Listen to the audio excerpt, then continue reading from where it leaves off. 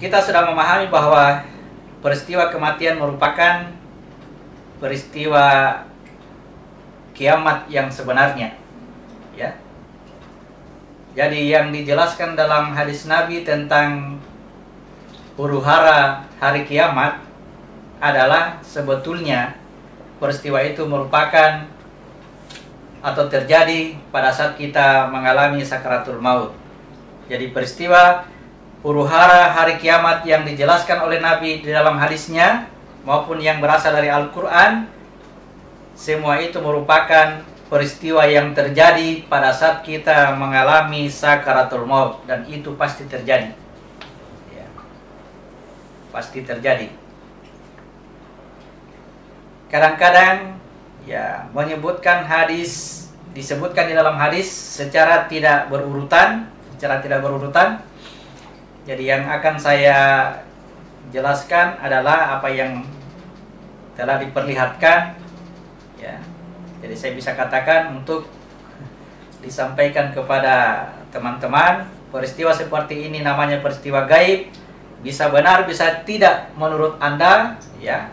Jangan diambil sebagai sebuah kesimpulan, tetapi bisa dipertimbangkan, ya, bisa dipikirkan. Saya akan menjelaskan tentang huru-hara hari kiamat yang dialami oleh orang yang mengalami sakaratul maut.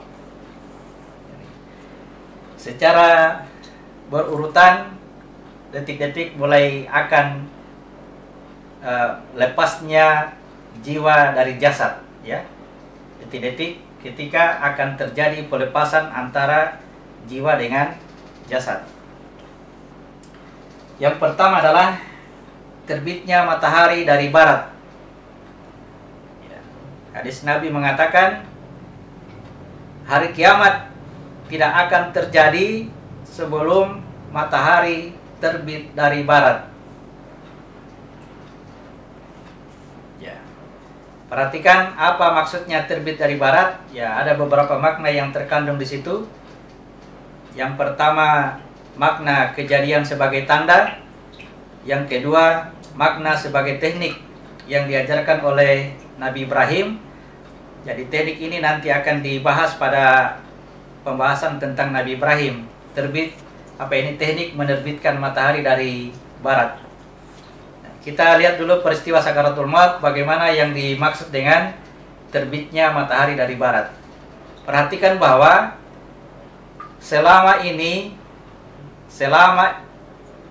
sejak dulu sampai sekarang, saya bahasakan begitu, matahari selalu terbit dari arah timur menuju ke barat. Ya, saat itulah kita menjalani hidup kita di muka bumi ini. Ya, kita menjalani kehidupan keseharian kita di muka bumi ini selama matahari terbit dari timur dan terbenam di barat. Ya. Nanti suatu ketika matahari terbit dari barat dan tenggelam di timur, atau terbit dari barat saja kita bahasakan begitu, itu menunjukkan bahwa seluruh peristiwa yang kita alami, yang terjadi selama keseharian kita dalam hidup kita ini akan diperlihatkan kembali, ya, akan diputar kembali, dan kita akan melihat, menyaksikan, merasakan diri kita itu berada pada suatu zaman di mana kita diperlihatkan, di mana kita melakukan kebaikan ataupun keburukan selama hidup kita. Seakan-akan diputar kembali seperti film, ya, dipertontonkan seperti film. Apa-apa yang kita perbuat, baik kebaikan maupun keburukan, itu akan diperlihatkan. Ya. Oke. Itu yang disebut dengan matahari terbit dari barat. Ya. Matahari terbit dari barat. Ketika diperlihatkan seluruh amalan kita yang kita lakukan dalam kehidupan kita selama ini. Oke. Kita baca surat ke-79.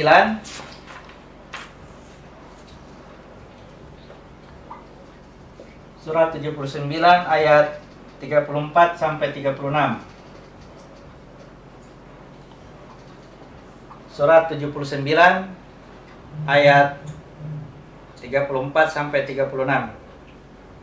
Maka apabila malapetaka besar hari kiamat telah datang, yaitu pada hari ketika manusia teringat akan apa yang telah dikerjakannya, dan neraka diperlihatkan dengan jelas kepada setiap orang yang melihat. Ya.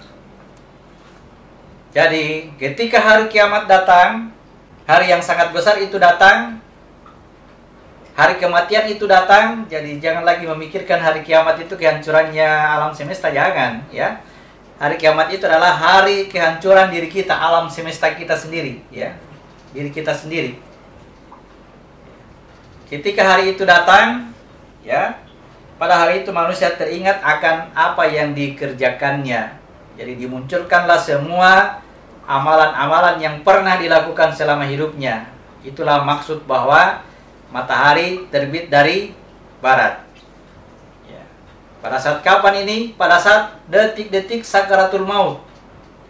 Pada saat detik-detik sakaratul maut. Ya. Menurut hitungan orang yang melihat orang yang sakaratul maut, itu mungkin hanya beberapa detik saja. Ya, hanya termasuk hitungan detik. Jadi bukan dalam kondisi napasnya masih naik turun, ya, masih naik turun, itu belum sakaratul maut, ya. Jadi mungkin itu yang perlu kita pahami, yang manakah yang disebut dengan sakaratul maut, ya. Jadi ketika napas seorang yang, kalau kita bisa menyaksikan orang yang sakaratul maut, kita sebut sakaratul maut itu ketika napasnya masih bermain antara di atas sampai di perutnya, ya, masih bermain meskipun orangnya sudah tidak sadar, menurut kita itu belum sakaratul maut, ya. Sakaratul maut itu ketika napas tidak sampai lagi turun ke bawah atau tertinggal di kerongkongan, di tenggorokan, ya. Ketika napas tidak bisa, kalau dia menarik napasnya, maka dia tidak bisa mengeluarkannya. Demikian kalau dia mengeluarkan napasnya, maka dia tidak bisa lagi menariknya. Itu tertinggal di kerongkongan. Saat itulah sakaratul maut. Hanya butuh beberapa detik menurut hitungan dunia. Tetapi yang dirasakan oleh orang yang mengalami sakaratul maut ini, dia bagaikan mengalaminya selama umur hidupnya di dunia. Ya. Dia merasakan diperlihatkannya seluruh amalan itu selama kurang lebih, ya, sama dengan umurnya di dunia, berapa tahun dia hidup di dunia, karena diperlihatkan sejak bayinya, ya, sampai pada saat dia terbaring di situ diperlihatkan semua. Jadi hanya dengan hitungan detik sudah cukup bagi Allah untuk memperlihatkan seluruh amalan yang dikerjakan oleh orang yang mengalami sakaratul maut. Kenapa bisa seperti itu? Karena ya di wilayah kedua setelah jasad kita ini adalah wilayah yang tidak terikat oleh ruang dan waktu. Jadi kita berhitung secara, ya, menggunakan hitungan waktu, pagi, petang, siang dan malam, jam, detik dan sebagainya, itu karena kita masih berada pada wilayah dunia, wilayah materi. Ya, nanti ketika masuk pada wilayah yang kedua dari jasad kita, maka itu tidak terikat oleh ruang dan waktu. Ya, menurut hitungan dunia kita hanya mengalaminya selama hitungan detik, ya. Tetapi waktu tersebut sudah cukup bagi Allah untuk memperlihatkan seluruh amalan kita selama kurang lebih 60 tahun, 70 tahun, 100 tahun dan sebagainya. Jadi meskipun peristiwa kematiannya kelihatannya mati secara tiba-tiba, katakanlah mati karena dipenggal lehernya misalnya, atau mati karena dia menembak kepalanya, ya, itu tidak langsung mati lalu tidak mengalami sakaratul maut. Tetap setiap manusia, setiap kita akan mengalami sakaratul maut. Setiap kita akan mengalami peristiwa hari kiamat, ya. Dan pada hari kiamat itu diperlihatkanlah seluruh amalan-amalan kehidupan kita. Jadi meskipun mati dalam keadaan terpenggal lehernya, itu tidak langsung lepas begitu saja, ya, tetap berlaku baginya matahari terbit dari arah sebelah barat. Itu pasti berlaku. Ya. Oke, jadi meskipun kematiannya berjalan secara tiba-tiba. Jadi jangan menghindari sakaratul maut, ya, supaya tidak kesulitan dalam kematian, ya, melakukan proses yang, ya, mungkin menurut ilmu kedokteran dia tidak akan menyakitinya, dia tidak akan sakit dalam kematian, tidak. Tetap akan merasakan kesakitan jika rumusnya tadi dia tidak melakukannya, bahwa jasad yang diberikan kepadanya ini, yang dititipkan kepadanya ini, tidak diserahkan sebelumnya kepada Allah, sebelum masa pakainya habis, hingga ajalnya datang dia masih mempertahankannya, maka dia akan merasakan kesakitan pada saat dia sakaratul maut. Meskipun bahasanya suntik mati, ya, suntik mati supaya tidak sakit, tetap dia akan sakit. Demikian pula kelihatannya orang kesulitan sakaratul maut, meskipun kelihatannya kesulitan dalam sakaratul maut, namun dalam proses kehidupannya dia telah menyerahkan dirinya ini kepada Allah, ya, dia menyerahkan kepada Allah, maka dia tidak akan mengalami kesakitan. Tetap dikatakan oleh malaikat kepadanya, salamun alaikum, keselamatan atas kamu. Ya. Jadi lagi-lagi saya katakan ini bukan ukuran dunia menurut penglihatan kita, menurut pengamatan kita, melainkan ukuran petunjuk wahyu sudah dikerjakan atau tidak. Ya. Jadi ingat petunjuk dari Allah, bahwa jasad kita ini ketika dipertahankan, apapun penyebab kematiannya nanti, ini sangat menentukan apakah diserahkan sebelum hari kiamat atau dipertahankan. Kalau dipertahankan pasti akan kesakitan. Nah, ketika Allah memperlihatkan amalan-amalan itu, dalam hal ini bahasanya ketika matahari terbit dari barat, ya, ketika Allah memperlihatkan hal-hal yang buruk yang kita lakukan, ya, maka kita akan merasakan penderitaan yang sangat berat, yang sangat sakit, ya, karena keburukan yang kita lakukan pada saat itu menjadikan yang alat yang kita lakukan untuk berbuat buruk, kita akan merasakan kesakitannya, ya. Lalu kemudian, ya, kata Allah, Allah akan menghapuskan keburukan-keburukan yang kita lakukan. Allah akan menghapuskan pada hari kiamat keburukan-keburukan yang kita lakukan, sehingga ketika sakaratul maut, ya, banyak keburukan yang kita lakukan yang tidak dinampakkan pada saat itu, ya, banyak keburukan yang kita lakukan dan tidak dinampakkan pada saat itu.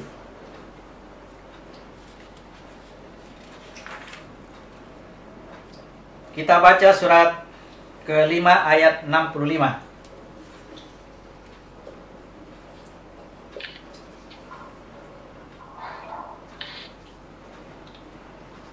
Dan sekiranya ahli kitab itu beriman dan bertakwa, niscaya kami hapus kesalahan-kesalahan mereka, dan mereka tentu kami masukkan ke dalam surga-surga yang penuh kenikmatan. Ya. Jadi terhapus kesalahan, ya. Lakaffarna anhum sayiatihim. Lakaffarna dikafirkan, ditutup, ya. Ada kesalahannya tetapi ditutupi, ya, sehingga tidak diperlihatkan ketika saat hari kiamat, ya. Banyak perbuatan buruknya yang dia lakukan selama hidupnya, namun pada saat sakaratul maut, kesalahan itu ditutupi oleh Allah sehingga tidak diperlihatkan, sehingga dia tidak menderita pada saat sakaratul maut. Pertanyaannya, kenapa bisa ditutupi kesalahan itu? Ya, dijawab oleh Rasulullah melalui hadisnya, jawab oleh Nabi melalui hadisnya. Barang siapa yang menginginkan supaya aibnya tidak dibuka pada hari kiamat, maka hendaklah dia menutupi aibnya orang lain. Oke? Barang siapa yang suka menutup kekurangan, kelemahan, keburukan, kesalahan orang lain selama hidupnya ini, maka pada hari kiamat kesalahan, keburukan, kekurangan dirinya akan ditutupi oleh Allah sehingga tidak nampak pada saat sakaratul maut. Oke? Mari kita lihat diri kita sekarang. Oleh karena diri kita ini sedang digerogoti oleh hawa nafsu, ya, sedang dikuasai oleh hawa nafsu, kita selalu menikmati dengan sangat enak atau sangat kita menikmati ketika kita menceritakan kesalahannya orang, keburukannya orang, aibnya orang lain, selalu kita ceritakan ketika kita berkumpul dengan teman-teman kita. Kenapa? Karena dikuasai oleh hawa nafsu kita. Jadi tidak gampang bagi kita untuk berjanji bahwa saya tidak akan mengungkit-ungkit kesalahan orang lain. Itu tidak gampang. Ya. Kita harus melatih diri kita. Harus butuh latihan. Nah, yang terpenting adalah mesti dikerjakan sholatnya. Karena sholat itulah yang mencegah perbuatan-perbuatan seperti itu. Bagaimana supaya kita tidak mengungkit-ungkit kesalahannya orang. Ya. Tetapi kita sangat merasakan enaknya, nikmatnya, indahnya sambil tertawa terbahak-bahak kadang-kadang. Kita tertawa bergembira. Karena apa? Karena kita menceritakan kesalahannya orang, keburukannya orang. Ya. Ini sering terjadi pada diri kita sehingga ya suatu ketika kata Allah, ya silakan engkau tertawai keburukannya orang, kesalahannya orang. Nanti Allah akan nampakkan seluruh keburukanmu tanpa ada satupun yang tersembunyi pada hari kiamat nanti. Nah, kalau itu yang dinampakkan, kekurangan kita, kesalahan kita, kelemahan kita dan sebagainya, perbuatan buruk kita, itulah yang menjadikan sakaratul maut itu kita menderita luar biasa. Oke ya. Jadi kurang-kurangi mulut kita. Ya, ini mulut ini hanya speaker ini. Yang paling mempengaruhi mulut kita itu adalah di pikiran kita atau di hati kita atau di kalbu kita. Ya, kita selalu menyimpan kekurangannya orang lain, kelemahannya orang lain, lalu kita bawa sebagai bahan cerita pada saat kita berkumpul dengan orang lain.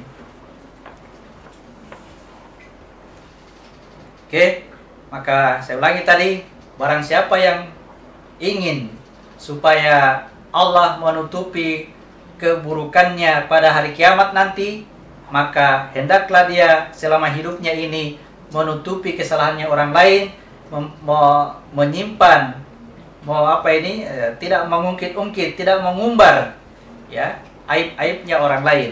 Ya. Aib bagi orang lain jangan diungkit-ungkit.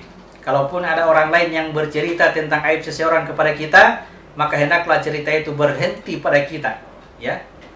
Jangan menjadi penyambung agar cerita itu tersebar kepada orang lain. Jadi itu merupakan langkah-langkah teori-teori Tauratnya. Ini tidak mungkin bagi kita untuk bisa melakukan itu kalau kita tidak memperbaiki diri kita dengan metode sholat, ya. Perbaiki sholat kita supaya sifat-sifat seperti itu lahir secara naluri, secara alami, ya. Kebiasaan kita akan terhenti. Kebiasaan kita yang selalu menjelek-jelekan orang lain, mengangkat-angkat aib orang lain, supaya terhenti. Oke, jadi itulah ya makna dari terbitnya matahari dari arah sebelah barat. Oke.